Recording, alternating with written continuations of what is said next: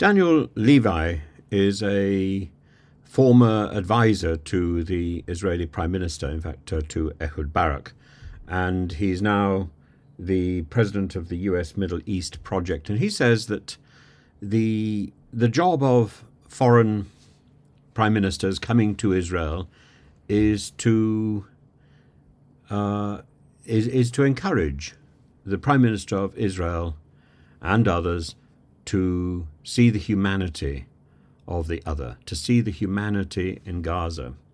And he says that Rishi conspicuously failed to do that. He says the rest of the world looks at us now and says, yes, we clocked you from the get-go, that you're a bunch of hypocrites who apply selective standards, and thank you because you've just proved it to everyone. Absolutely. So we apply standards to the Ukraine-Russia situation, and then we don't apply the same standards to Israel. Well, we should do.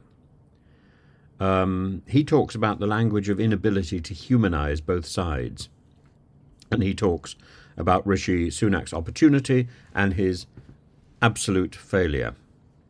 He says 1,500 Palestinian children have perished so far, and that has been Israeli bombing. That's been a consequence of Israel closing schools, water, food, medicine, humanitarian supplies. So for Rishi Sunak to say, yes, Israel is taking every precaution, is absurd. He should have gone to the Rafah crossing and stood on the Egyptian side and said, we need to open this crossing. We need to open other crossings. We need to get aid in, not 200 trucks. Gaza was already depending on trucks of aid. The 200 trucks are going to do nothing.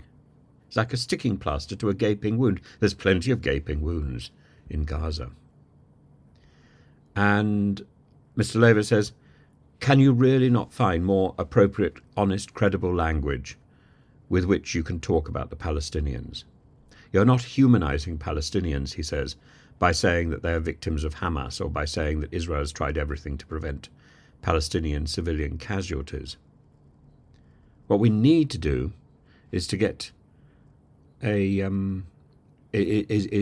goal in sight, a realistic and credible peace proposal before we even start a war. And then indeed a war isn't necessary. But I don't think Netanyahu has thought beyond the siege. I don't think Netanyahu is thinking about the peace. And to go into a war without thinking about the goal, the outcome, the desired conclusion is to be an idiot.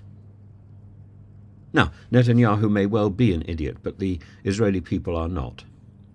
And the Israeli people quite rightly say the starting point is Netanyahu admitting that he took his eye off the ball. The starting point is recognizing that this should never happen in the first place. The next point is recognizing what solution should be on the table.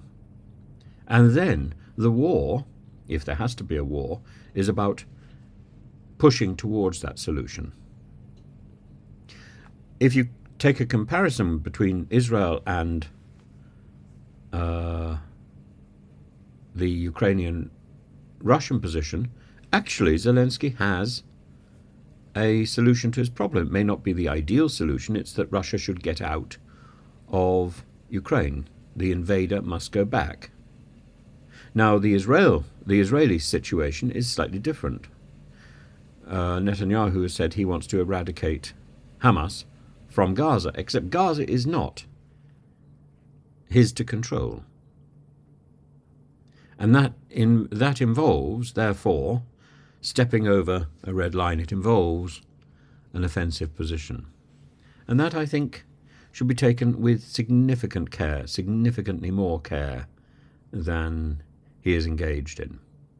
And his allies, America and Britain, should equally be careful in endorsing that. We cannot endorse behavior which is offensive. We can endorse behavior which is defensive, and indeed we should. Israel has suffered an appalling terrorist attack. Hamas is to blame. But we cannot police another state, even if it's created an atrocity, without knowing what the solution is going to be.